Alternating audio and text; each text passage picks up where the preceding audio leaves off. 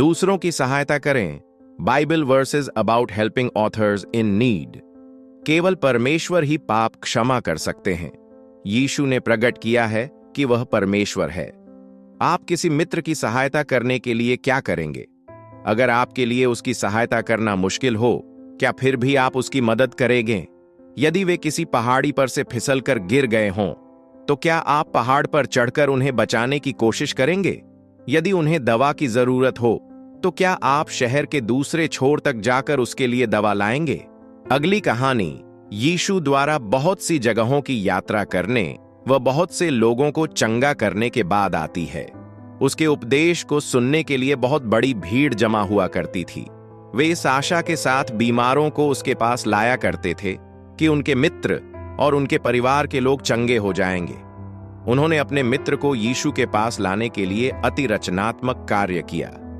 क्या आप कल्पना कर सकते हैं कि उन्होंने क्या किया?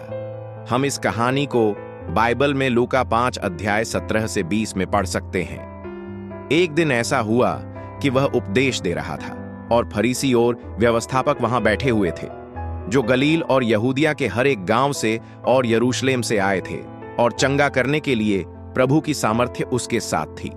उस समय कई लोग एक मनुष्य को, जो लकवे का रोगी था, खाट पर लाए और वे उसे भीतर ले जाने और यीशु के सामने रखने का उपाय ढूंढ रहे थे, पर भीड़ के कारण उसे भीतर न ले जा सके।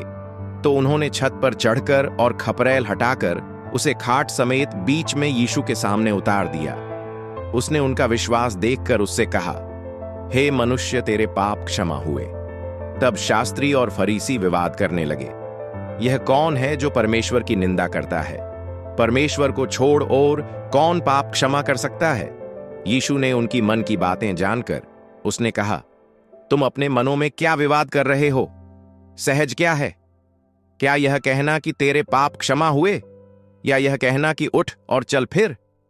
परंतु इसलिए कि तुम जानो कि मनुष्य के पुत्र को पृथ्वी पर भी पाप क्षमा करने का अधिकार है। उसने उस लकवे के रोगी से कहा, मैं तुझसे सच कहता हूं, उठ और अपनी खाट उठाकर अपने घर चला जा। वह तुरंत उनके सामने उठा और जिस पर वह पड़ा था उसे उठाकर परमेश्वर की बढ़ाई करता हुआ अपने घर चला गया। तब सब चकित हुए और परमेश्वर की बढ़ाई करने लगे और बहुत डरकर कहने लगे, आज हमने अनोखी बातें देखी हैं। बाइबल हमें अपने समान दूसरों को प्रेम करना सिखाती है। अपने मित्र की सहायता करने का सबसे अच्छा तरीका यह है कि हम उसे यीशु के बारे में जानने में मदद करें। जिस प्रकार से इस कहानी में मित्रों ने किया, आप भी अपने मित्रों से यीशु का परिचय करा सकते हैं। वह आपको और उन्हें क्षमा कर सकता है। वह परमेश्वर होने के कारण उनके जीवन को परिवर्तित कर उन्हें आशा प्रदान कर सकता है। उन्हें अपने घर या कलीसिया में बुलाकर उन्हें यीशु के बारे में बताएं। सभी लोगों को यीशु की जरूरत है। याद करने वाला वचन। यह वचन हमें याद दिलाता है कि हमारे प्रेम के द्वारा हम दूसरों को यीशु के दर्शन करा सकते हैं। यदि तुम एक दूसरे से प्रेम रखोगे तो इसी से लोग जानेंगे कि तुम मेरे ले हो। परमेश्वर इन वचनों के द्वारा आप सभी को आशीष दे। इस वीडियो को शेयर जरूर करें और इस फेसबुक पेज और YouTube channel Jesus online church को सब्सक्राइब जरूर करें और साथ में बेल आइकन भी दबा दें ताकि हमारी वीडियो सबसे पहले आपको मिल सके। सभी को जय मसीह की। God bless you all.